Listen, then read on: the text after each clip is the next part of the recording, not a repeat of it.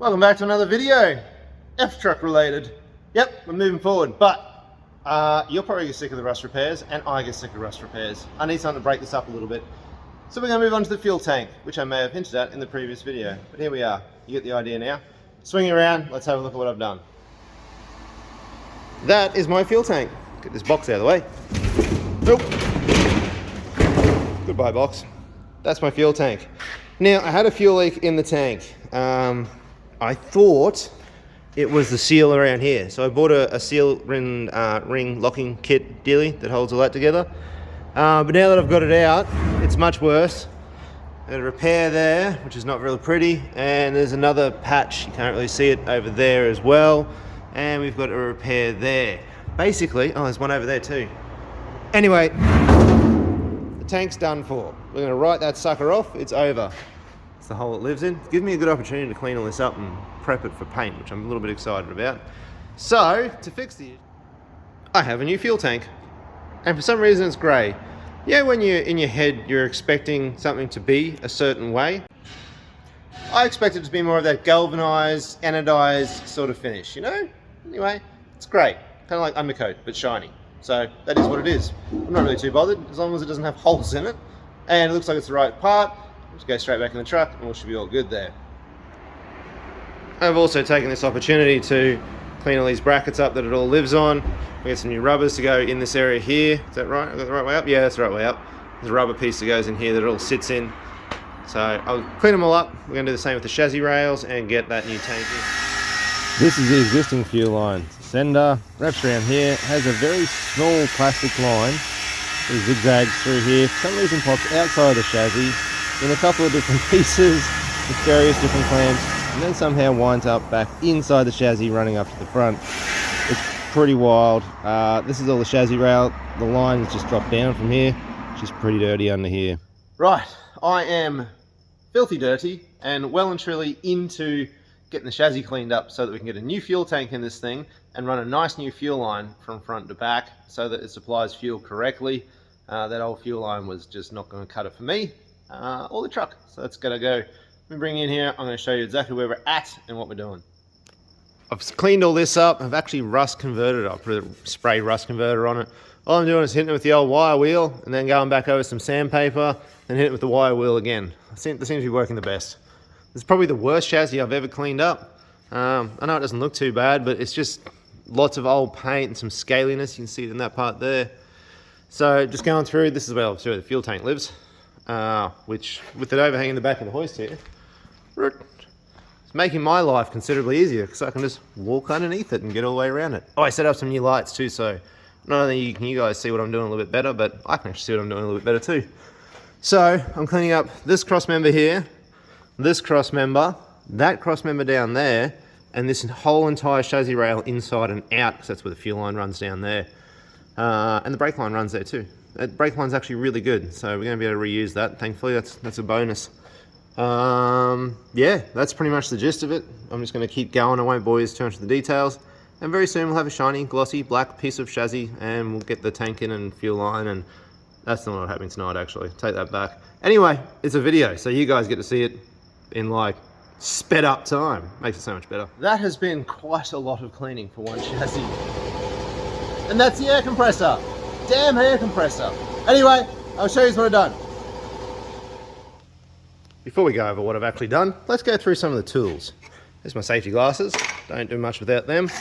I've taken all the big stuff off with this fellow here on the angle grinder. Then going back through with this little guy, he takes any of the next level off. I've also got on the drill this little guy. He gets in all the little spots. And the good thing with the drill and this screw gun as well is you've got forwards and reverse. So when this thing gets all matted up in one direction, then you can just flick it to reverse, go back in the same spot, and it'll actually take the remainder off in the other direction. Super handy. A torch to see where the bloody hell I'm going. Been blowing off with the air because I'm making such a mess. There's another wheel I wore out earlier. And then I go over the whole thing with sandpaper just to scuff the surface and the last part of it. Clean it all down with brake clean. There's my face mask. Yeah, I wear a face mask. No one needs to breathe in rust dust. And go back over it with this, which is the stage we're up to right now. It's going to go back over it with all that. As a recap, we've done pretty much from that cross member backwards. Both sides, inside, outside, top, bottom on the chassis. All up under here. That's all done. All the way down here, release all the clips, let the brake line hang. Brake line's actually pretty good. Thought I was going to have to replace it. See my floor repair? Look at that penetration. Nailed it. All the way down there, all the way up to where the engine lives. And that's what we're going to paint right now. Just going to clean it all up with some brake clean and put some black paint on it. And we are painted. Cheers, black. Look at that. Sexy. Very happy with this outcome. All the inside of the chassis rails all the same. All the way along. Runs all the way up to the front underneath the engine where the fuel line ends. Which means we are now ready to drop in our fuel tank. I've painted all the straps up, they're good to go. And run our new fuel line, put our clips back in, and get the brake line, all that sort of stuff back up there. The wiring harness is running to the back, it's all laying there, so get all that back in there. Instead of rubber strips to put the tank back in, I went and got some of this stuff. It's an adhesive-backed rubber. It's actually a foam impregnated rubber. Anyway, that's what it is. And that way we can put on our straps that go underneath the tank, and we can put it back up there and not have this all like fall out the damn sides. So we're going to put the top straps on so we can put the tank up from the underside. So it holds it up and pulls it down at the same time. Makes sense.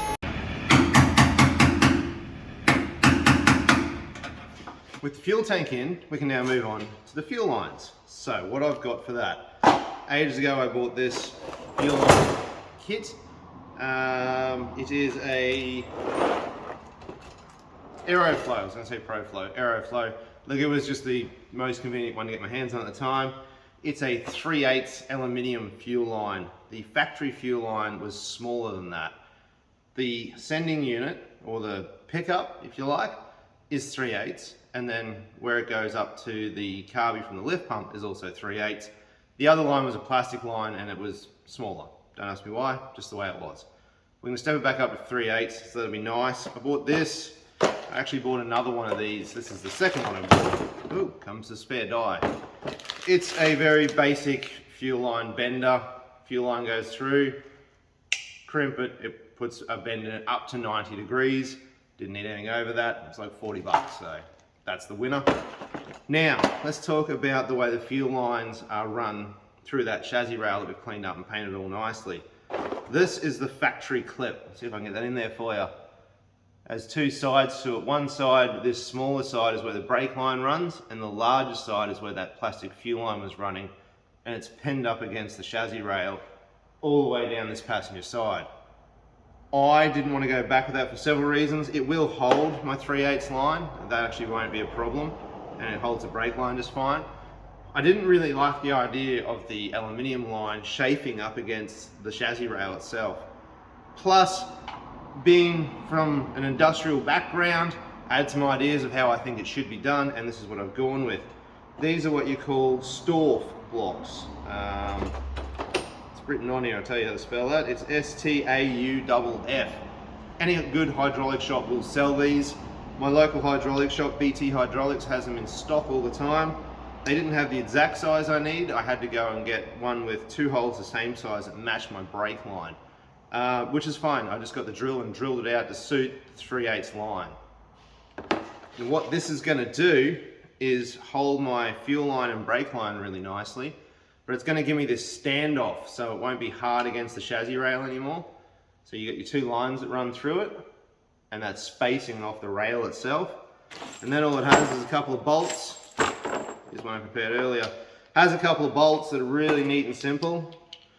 You need to bolt the whole show together. Now they do come with a backing plate normally.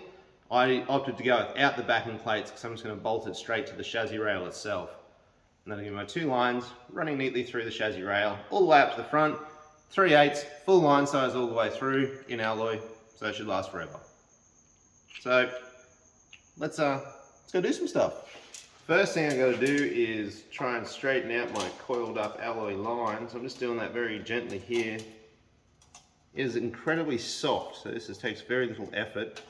I'm just doing my best to follow a very straight line so that it is nice and straight.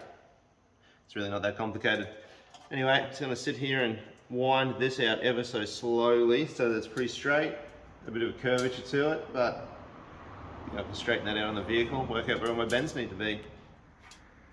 I've just used a piece of wire as my template gauge, guide, one of those words. I just put a couple of bends in it here for where it goes up and over the front cross member. And that should be what I'm looking for right there. So I'm just going to take this, transfer it to my aluminum line, run that in, and our first block can go into place. I've just transferred this over just by using a pen to put some black lines on it, nice and simple. Now all I gotta do is a line runs through this thing, you squeeze it, it puts a bend in it. Nifty little tool, I've never seen one like this before. I'm used to those ones where you sort of drag it over. Funnily enough, for doing this, this actually seems to work a little bit easier. So all I have to do is line this up in the center here, like so. Got my rollers in the correct place, and it's super easy. I'm just gonna squeeze this until it has this form to it.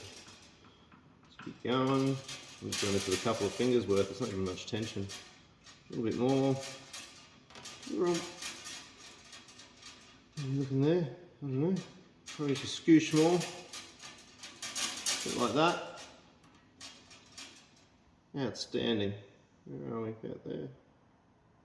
Alright, come back and do the same in the next one, and we'll see what ends we're looking for. They're not on the same plane, they're slightly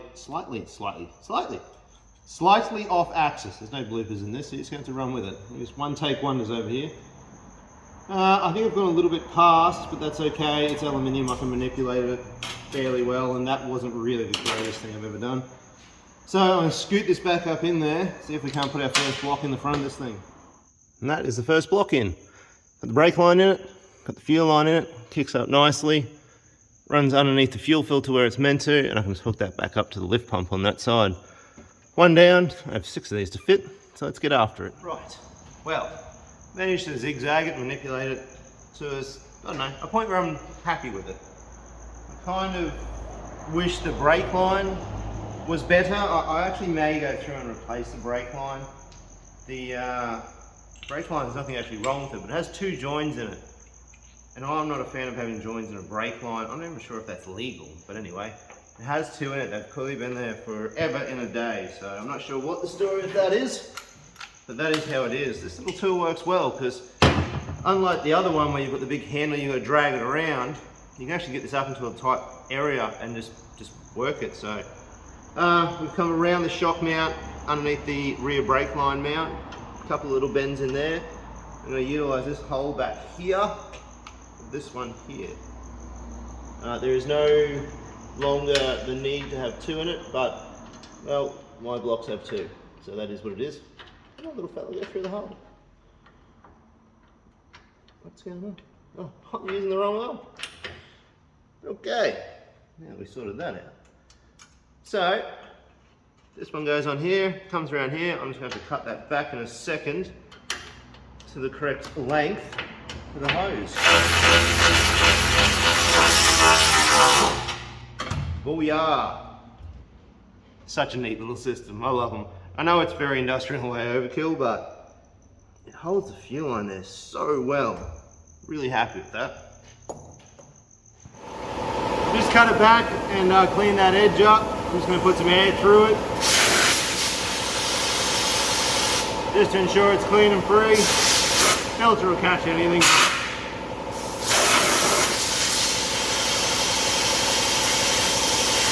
That's a lot of air, that'll do the trick. Alright, we can pop this end on, get out the front, terminate that end. That is it, all plumbed back up to the lift pump. I did use the factory clip up in here, mainly because the Stauff block put it too high above the filter. I'm gonna have a think about that. I've still got to clean this up and paint it. I can get a nut and bolt in there. I might be able to flip it so the line comes. It's going to be an issue. I'm going to see if there's a different Stauff block I can use for that, but for now, that's pretty good anyways. New fuel line. That completes that. Let's go in there and have a look at what we got. There it is, coming across the top. First block with the brake line in it, like we saw. All that nice chassis rail they cleaned up. That's looking really, really nice. See how this has got a join here? Where's the other one? There. Not used to that. Don't know what that's all about. It's also got some kinks and bends in it. Tried to straighten it out, but it's as good as it's going to get. So I think I'll get a new brake line put through it. All the way up, all my nice blocks, and into the fuel tank. So that's this piece of the fuel system done. And with that being done, so is this video. So thank you very much for watching. Hope you've got something out of it.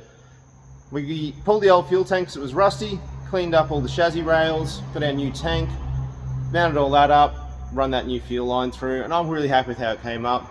I'm really happy with those Stauff blocks. I think they just make for a much nicer fit and finish for the arrangement, and it keeps that aluminium fuel line off the chassis rail, which I just feel better about. I also managed to bend it around all the bits and pieces, so it doesn't actually touch the chassis rail other than that front bit where the front factory clip is in any shape, form or way. So that's pretty darn cool. That's our fuel system in. We got lots more coming up. The tray's about to come back, so we're going to deal with that, and we're starting for paint prep real soon, so hook in for some of that stuff. Thank you very much for watching, guys. I will certainly be seeing you very soon playing with the mighty F truck.